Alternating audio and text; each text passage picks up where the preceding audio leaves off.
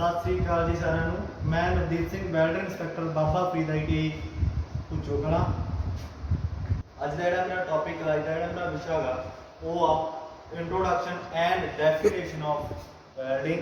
ਠੀਕ ਹੈ, ਅੱਜ ਮੈਂ ਤੁਹਾਨੂੰ ਵੈਲਡਿੰਗ ਦੇ ਬਾਰੇ ਇੰਟਰੋਡਕਸ਼ਨ ਦੇਵਾਂਗਾ ਅਤੇ ਜਿਹੜਾ ਆਪਣਾ ਡੈਫੀਨੇਸ਼ਨ ਹੈ ਉਸ ਦੇ ਬਾਰੇ ਮੈਂ ਤੁਹਾਨੂੰ ਜਾਣਕਾਰੀ ਦੇਵਾਂਗਾ ਤੇ ਨਾਲ ਨਾਲ ਮੈਂ ਜਿਹੜੇ ਉਸਦੇ ਇਕਵਿਪਮੈਂਟਸ ਆ ਆਰਕ ਤੇ ਗੈਸ ਵੈਲਡਿੰਗ ਵਿੱਚ ਵਰਤੇ ਜਾਣ ਵਾਲੇ, ਠੀਕ ਹੈ, ਉਹਨਾਂ ਦੇ ਬਾਰੇ ਮੈਂ ਤੁਹਾਨੂੰ ਜਾਣਕਾਰੀ ਦੇਵਾਂਗਾ। ਹਾਂਜੀ, ਸਭ ਤੋਂ ਪਹਿਲਾਂ ਮੈਂ ਤੁਹਾਨੂੰ ਦੱਸਾਂਗਾ ਵੀ ਜਿਹੜੀ ਆਰਕ ਵੈਲਡਿੰਗ ਆ ਉਹਦੀ ਖੋਜ ਕਦੋਂ ਤੇ ਕਿਸ ਨੇ ਕੀਤੀ। ਠੀਕ ਹੈ, ਪਹਿਲਾਂ ਮੈਂ ਤੁਹਾਨੂੰ ਆਰਕ ਵੈਲਡਿੰਗ ਦੇ ਬਾਰੇ ਦੱਸਾਂਗਾ। ਤਾਂ ਆਰਕ ਵੈਲਡਿੰਗ ਆ ਜਿਹੜੀ ਵੀ ਇਹ ਇੱਕ ਪ੍ਰਕਾਰ ਦੀ ਜਿਹੜੀ ਵੈਲਡਿੰਗ ਜਿਹੜੀ ਬਿਜਲੀ ਤਾਪ ਦੁਆਰਾ ਕੀਤੀ ਜਾਂਦੀ ਆ। ठीक है, बिजली ताप द्वारा की जो इसका प्रचलन सीगा, ठीक है, वो भी बिजली की उत्पत्ति तो बाद ही होया सीगा। तो उस तो बाद की भी जी बिजली आर्क की खोज आ गई। ठीक है, वो सन 1801 ईस्वी दे विच सर हफरी डेवी ने की। ठीक है, हफरी डेवी के द्वारा हुई। तो उस तो बाद की इस विधि जी इस प्रकार की विधि से वो लगातार की होंगे गा जो प्रयोग होंगी गई। तो प्रयोग होंदे होंदे उस तो बाद जी प्रयोग लगातार सोध आती रही। सोध आने तो बाद सन 1925 ईस्वी के आपां पूरी होंद मिली। ठीक है, पूरी सोध होकर आपां पूर्ण रूप होने लगी। ठीक है, वैल्डिंग जी आर्क वैल्डिंग में, ठीक है, धातां जी बिजली के इलैक्ट्रोड आ। ठीक है, आर्क वैल्डिंग में जो बिजली इलैक्ट्रोड आ गए। ठीक है, वो की जिमें कि हो गया जिन्होंने आप कह दें वैल्डिंग राड कह दें। ठीक है, वैल्डिंग राड भी कह दें। तो इस की है इलैक्ट्रोड तो जॉब के विचकार जो आप एक इलैक्ट्रोड होंगे, ठीक है, इलैक्ट्रोड के नाल जो आप जॉब के नाल इलैक्ट्रोड को टच करते हैं तो उसके विचकार की पैदा होंगी है, उसके विचकार एक आर्क पैदा होंगी है। ठीक है, जिसनों की कहा जाता है आर्क वैल्डिंग कहा जाता है। तो जी अपनी आर्क पैदा होंगी है, जी बिजली आर्क होंगी है, उसका जो तापमान आ जो उसका हीट आ। ठीक है, क्योंकि ये सारी हीट के आधार पर ही होंगी है, ताप के आधार पर ही होंगी है। तो जो तापमान आ वो कितना होगा, ठीक है, कितना तापमान उत्पन्न होगा, वो होगा 3600 डिग्री सैल्सियस तो लैके 4000 डिग्री सैल्सियस तक जो इसका तापमान होगा। तो उस तो बाद की आई इसकी ताप आ जोड़ा, ठीक है, धातां तो इलैक्ट्रोड आ जोड़े अपने वो दोनों की कर देंगे पिघला देंगे। ठीक है, मान लो हम आप एक अर्थ होंगे, ठीक है, एक अपना इलैक्ट्रोड होंगे। तो जो आप जॉब में अर्थ करते हैं, अर्थ करके अपना इलैक्ट्रोड होंगे, इलैक्ट्रोड के नाल जो आप उसको टच करांगे तो वो की होगा ताप पैदा होगा।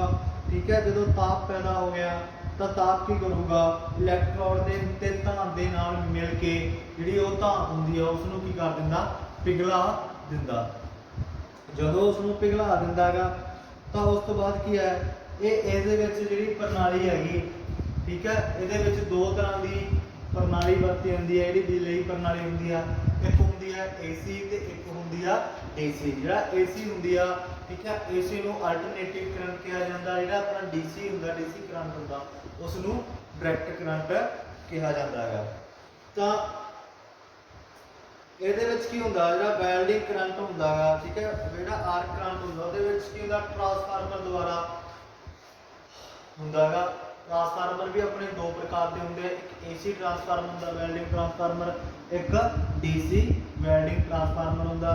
जो अपना DC ट्रांसफार्मर होंगे, ठीक है, वो की होंगे एक रैक्टीफायर लग्या होंगे जोड़ा की AC करंट नूं DC करंट दे विच प्रभावित करता है। ठीक है, बदल दिंदा है, उसनूं डायरैक्ट करंट कहा जाता। ठीक है, जो डायरैक्ट का मतलब होंगे सीधा करंट जो अपनों जनरेटर द्वारा प्राप्त होंगे या बैटरिया द्वारा जो अपन करंट मिलता वो होंगे। तो उस तो बाद जो अपना AC करंट होंगे, ठीक है, AC करंट जो अपन बिजली के ग्रिड तो डायरैक्ट करंट अपने को पहुँचता है, अपने घर के आता ठीक है 240 वोल्ट होगी ਜਾਂ ਹੋਰ ਕਰੰਟ ਹੋ ਗਿਆ ਜਿਹੜਾ ਆਪਣਾ ਮੀਟਰ ਦੇ ਥਰੂ ਆਪਣੇ ਅੰਦਰ ਲੈਬ ਦੇ ਵਿੱਚ ਆਉਂਦਾ ਜਾਂ ਘਰ ਦੇ ਵਿੱਚ ਆਉਂਦਾ ਉਸ ਨੂੰ ਏਸੀ ਕਰੰਟ ਕਿਹਾ ਜਾਂਦਾ ਹੈ। ਠੀਕ ਹੈ ਇਹ ਹੁੰਦੀ ਆਪਣੀ ਏਸੀ ਕਰੰਟ। ਤਾਂ ਜਿਹੜਾ ਕਿ ਹੁੰਦਾਗਾ ਆਰਕ ਬਣਾਉਣ ਦੇ ਲਈ ਕੀ ਹੁੰਦਾ ਇੱਕ ਤਾਰ ਦਾ ਪ੍ਰਯੋਗ ਕੀਤਾ ਜਾਂਦਾ। ਠੀਕ ਹੈ ਜਿਹੜੀ ਆਪਾਂ ਆਰਕ ਬਣਾਉਣੀ ਹੁੰਦੀ ਇਹਦੇ ਵਿੱਚ ਉਹਦੇ ਵਿੱਚ ਇੱਕ ਬਿਜਲਈ ਤਾਰ ਦਾ ਪ੍ਰਯੋਗ ਕੀਤਾ ਜਾਂਦਾ ਤੇ ਜਿਸ ਨੂੰ ਕੀ ਹੈ ਵੈਲਡਿੰਗ ਰਾਡ ਕਿਹਾ ਜਾਂਦਾ। ਉਹ ਤਾਂ ਮੈਂ ਤੁਹਾਨੂੰ ਪਹਿਲਾਂ ਦੱਸ ਚੁੱਕਿਆ ਜਿਹੜਾ ਬਿਜਲੀ ਸਰਕਟ ਆ ਉਹ ਕੀ ਕੀਤਾ ਜਾਂਦਾ ਇੱਕ ਰਾਡ ਦੇ ਦੁਆਰਾ ਜਿਹੜਾ ਆਪਣਾ ਬਿਜਲੀ ਸਰਕਟ ਆ ਉਸ ਨੂੰ ਕੀ ਕੀਤਾ ਜਾਂਦਾ ਪੂਰਾ ਕੀਤਾ ਜਾਂਦਾ। ਜਿਹੜਾ ਆਪਣਾ ਵੈਲਡਿੰਗ ਰਾਡ ਹੁੰਦਾ ਉਹਦੇ ਵਿੱਚ ਜਦੋਂ ਕਰੰਟ ਪ੍ਰਾਪਤ ਹੁੰਦਾ ਲੰਘਦਾ ਜੌਬ ਦੇ ਨਾਲ ਮਿਲਦਾ ਤਾਂ ਉਹ ਕੀ ਕਰਦਾ ਇੱਕ ਆਪਣਾ ਜਿਹੜਾ ਬਿਜਲਈ ਸਰਕਟ ਹੁੰਦਾ ਬਿਜਲਈ ਸਰਕਟ ਨੂੰ ਕੀ ਕਰ ਦਿੰਦਾ ਹੈਗਾ ਪੂਰਾ ਕਰ ਦਿੰਦਾ ਹੈਗਾ। ਤਾਂ ਹੌਲੀ ਹੌਲੀ ਕੀ ਆ ਜਦੋਂ ਜਿਹੜੀ ਇਹ ਆਰਕ ਵੈਲਡਿੰਗ ਹੁੰਦੀ ਆ ਠੀਕ ਹੈ ਜਾਂ ਕੋਈ ਵੈਲਡਿੰਗ ਹੈ ਇਹ ਆਪਾਂ ਖੁੱਲੇ ਥਾਂ ਦੇ ਵਿੱਚ ਵੀ ਕਰ ਸਕਦੇ ਹਾਂ ਤਾਂ ਆਪਾਂ ਲੈਬ ਦੇ ਵਿੱਚ ਵੀ ਕਰ ਸਕਦੇ ਹਾਂ। ਤਾਂ ਕੀ ਹੈ ਜਦੋਂ ਇਹ ਵੈਲਡਿੰਗ ਜਿਹੜਾ ਆਪਣਾ ਰੋਡ ਹੈਗਾ ਜਦੋਂ ਜੌਬ ਦੇ ਨਾਲ ਮਿਲੂਗਾ ਤਾਂ ਇਹ ਪਿਘਲਣਾ ਸ਼ੁਰੂ ਕਰ ਦੂਗਾ ਤਾਂ ਇਹ ਕੀ ਆ ਆਪਣੇ ਆਪ ਹੌਲੀ ਹੌਲੀ ਹੌਲੀ ਹੌਲੀ ਅੱਗੇ ਵੱਲ ਨੂੰ ਜਿਹੜਾ ਕੀ ਆ ਪਿਘਲ ਕੇ ਬਰਾੜ ਵੱਧਦਾ ਜਾਂਦਾ ਹੈਗਾ। ਠੀਕ ਹੈ ਜਿਸ ਨੂੰ ਕੀ ਕਹਿੰਦੇ ਆ ਇੱਕ ਬੀੜ ਕਹਿ ਦਿੰਦੇ ਆ ਜਿਹੜੀ ਇਸ ਦੇ ਦੁਆਰਾ ਲਗਾਈ ਜਾਂਦੀ ਹੈ ਉਸ ਦੇ ਉੱਪਰ ਕੀ ਹੁੰਦਾ ਹੈ ਇੱਕ ਪਰਤ ਚੜੀ ਹੁੰਦੀ ਆ। ਠੀਕ ਹੈ ਤਾਂ ਕੀ ਆ ਉਹ ਜਿਹੜਾ ਜੋੜ ਹੁੰਦਾ ਆਪਣਾ ਜਦੋਂ ਇਹ ਅੱਗੇ ਵੱਲ ਨੂੰ ਹੌਲੀ ਹੌਲੀ ਵੱਧਦਾ ਜਾਊਗਾ ਤਾਂ ਜਿਹੜਾ ਆਪਣਾ ਜੋੜ ਹੈਗਾ ਉਹ ਹੌਲੀ ਹੌਲੀ ਘਟਦਾ ਜਾਊਗਾ। ਇਹ ਇੱਕ ਸਥਾਈ ਜੋੜ ਹੁੰਦਾ ਠੀਕ ਹੈ ਜਿਹੜਾ ਇੱਕ ਮਜ਼ਬੂਤ ਜੋੜ ਬਣਦਾ। ਠੀਕ ਹੈ ਜਿਹੜਾ ਇਹ ਜੋੜ ਬਣਦਾ ਇਹ ਇੱਕ ਬਹੁਤ ਹੀ ਮਜ਼ਬੂਤ ਤੇ ਸਖਤ ਹੁੰਦਾ। ਠੀਕ ਹੈ ਜਿਹੜਾ ਕੀ ਇਸ ਨੂੰ ਹੌਲੀ ਹੌਲੀ ਠੰਡਾ ਕਰਨ ਤੋਂ ਬਾਅਦ ਹੋਰ ਮਜ਼ਬੂਤ ਹੋ ਜਾਂਦਾ ਹੈ। ਤਾਂ ਇਸ ਦੇ ਉੱਪਰ ਕੀ ਆ ਜਾਂਦੀ ਹੈ ਇੱਕ ਪਾਪੜੀ ਆ ਜਾਂਦੀ ਹੈ ਜਿਹਨੂੰ ਕੀ ਕਹਿ ਦਿੰਦੇ ਆ ਸਲੈਗ ਕਹਿ ਦਿੰਦੇ ਆ। ਠੀਕ ਹੈ ਉਹ ਸਲੈਗ ਨੂੰ ਹੌਲੀ ਹੌਲੀ ਅਲੱਗ ਕੀਤਾ ਜਾਂਦਾ ਜਿਸ ਦਾ ਕੰਮ ਕੀ ਹੁੰਦਾ ਗਾ ਜਿਹੜੀ ਆਪਣੀ ਸ਼ੀਲਡਿੰਗ ਗੈਸ ਹੁੰਦੀ ਆ ਜਾਂ ਬਾਹਰਲੀਆਂ ਗੈਸਾਂ ਹੁੰਦੀਆਂ ਉਸ ਨੂੰ ਇਹ ਅੰਦਰ ਨਹੀਂ ਆਉਣ ਦਿੰਦੀ। ਉਸ ਤੋਂ ਬਾਅਦ ਮੈਂ ਤੁਹਾਨੂੰ ਦੱਸਾਂਗਾ ਵੀ ਵੈਲਡਿੰਗ ਹੁੰਦੀ ਕੀ ਆ। ਠੀਕ ਹੈ ਵੈਲਡਿੰਗ ਹੁੰਦੀ ਕੀ ਆ। ਜਿਹੜੀ ਵੈਲਡਿੰਗ ਹੁੰਦੀ ਆ ਉਹਦੇ ਵਿੱਚ ਕੀ ਹੁੰਦਾ ਧਾਤਾਂ ਜਾਂ ਅਧਾਤਾਂ ਨੂੰ ਠੀਕ ਹੈ ਤਾਪ ਦੇ ਦੁਆਰਾ ਸਥਾਈ ਰੂਪ ਵਿੱਚ ਕੀ ਕੀਤਾ ਜਾਂਦਾ ਜੋੜਿਆ ਜਾਂਦਾ। ਇਸ ਦੇ ਨਾਲ ਕੀ ਆ ਦਬਾਅ ਦੇ ਕੇ ਜਾਂ ਬਿਨਾਂ ਦਬਾਅ ਤੋਂ ਠੀਕ ਹੈ ਫਿਲਰ ਮੈਟਲ ਦੀ ਮਦਦ ਦੇ ਨਾਲ ਇਸ ਨੂੰ ਕੀ ਕੀਤਾ ਜਾਂਦਾ ਜੋੜਿਆ ਜਾਂਦਾ ਹੈ। ਠੀਕ ਹੈ ਉਸ ਨੂੰ ਕੀ ਕਿਹਾ ਜਾਂਦਾ ਹੈਗਾ ਵੈਲਡਿੰਗ ਕਿਹਾ ਜਾਂਦਾ। ਜਿਹੜੀ ਆਪਣੀ ਵੈਲਡਿੰਗ ਹੁੰਦੀ ਆ ਠੀਕ ਹੈ ਉਸ ਦੇ ਵਿੱਚ ਦਬਾਅ ਦੀ ਜ਼ਰੂਰਤ ਵੀ ਹੁੰਦੀ ਆ। ਠੀਕ ਹੈ ਕਈ ਆਪਾਂ ਦਬਾਅ ਦੇ ਨਾਲ ਜੋੜ ਲੈਂਦੇ ਹਾਂ ਜਾਂ ਆਪਾਂ ਫਿਲਰ ਮੈਟਲ ਦੇ ਨਾਲ ਜੋੜ ਲੈਂਦੇ ਹਾਂ। ਤਾਂ ਦਬਾਅ ਦੇ ਆਧਾਰ ਤੇ ਵੈਲਡਿੰਗ ਕਿੰਨੇ ਪ੍ਰਕਾਰ ਦੀ ਹੁੰਦੀ ਆ। ਠੀਕ ਹੈ ਦਬਾਅ ਦੇ ਆਧਾਰ ਤੇ ਦੋ ਪ੍ਰਕਾਰ ਦੀ ਵੈਲਡਿੰਗ ਹੁੰਦੀ ਆ। ਠੀਕ ਹੈ ਦਬਾਅ ਦੇ ਆਧਾਰ ਤੇ ਦੋ ਪ੍ਰਕਾਰ ਦੀ ਵੈਲਡਿੰਗ ਹੁੰਦੀ ਹੈ।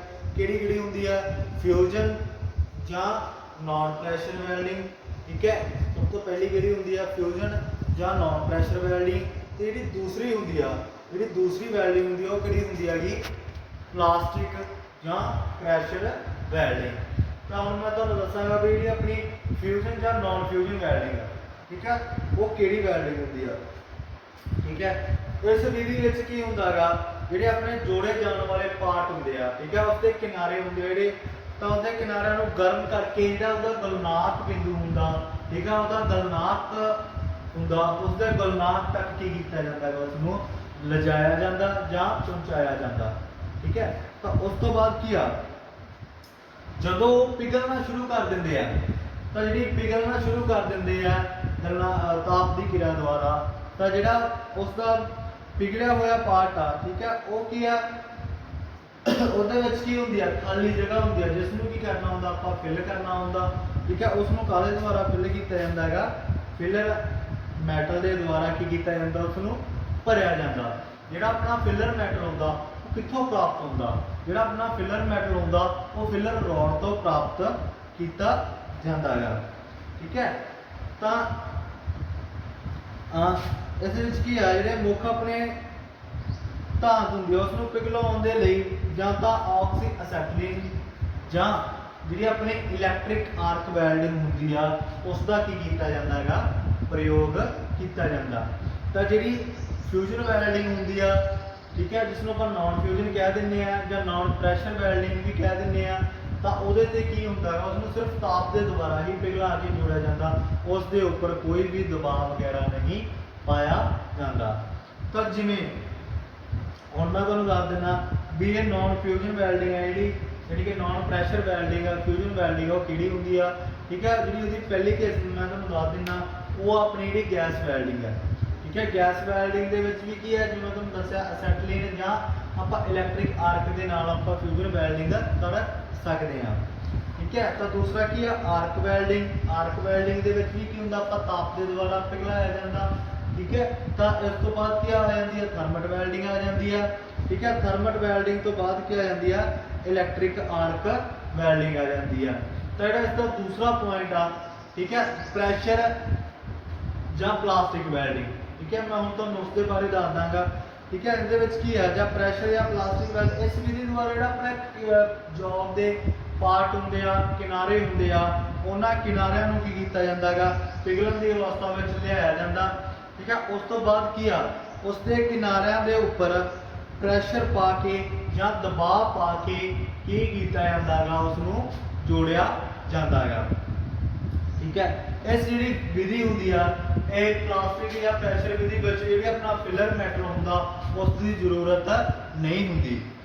ਤਾਂ ਉਸ ਤੋਂ ਬਾਅਦ ਕੀ ਆ ਵੀ ਇਹ ਕੀ ਹੈ, ਗਰਮ ਕਰਕੇ ਪਲਾਸਟਿਕ ਅਵਸਥਾ ਤੱਕ ਜਦੋਂ ਆ ਜਾਂਦੇ ਆ ਤਾਂ ਉਸ ਨੂੰ ਦਬਾਅ ਜਾਂ ਪ੍ਰੈਸ਼ਰ ਦੇ ਕੇ ਜਾਂ ਹਥੌੜੇ ਦੀ ਮਦਦ ਦੇ ਨਾਲ ਪ੍ਰੈਸ਼ਰ ਦਿੱਤਾ ਜਾਂਦਾ, ਠੀਕ ਹੈ, ਜਾਂ ਉਸ ਨੂੰ ਦਬਾਅ ਦੇ ਕੇ ਕੀ ਕੀਤਾ ਜਾਂਦਾ ਹੈਗਾ, ਜੋੜਿਆ ਜਾਂਦਾ, ਠੀਕ ਹੈ। ਉਸ ਨੂੰ ਕੀ ਕਿਹਾ ਜਾਂਦਾ ਹੈਗਾ, ਪਲਾਸਟਿਕ ਜਾਂ ਪ੍ਰੈਸ਼ਰ ਵੈਲਡਿੰਗ। ਇਹ ਕਿੰਨੇ ਤਰ੍ਹਾਂ ਦੀ ਹੁੰਦੀ ਆ, ਇਹ ਦੋ ਪ੍ਰਕਾਰ ਦੀ ਹੁੰਦੀ ਆ।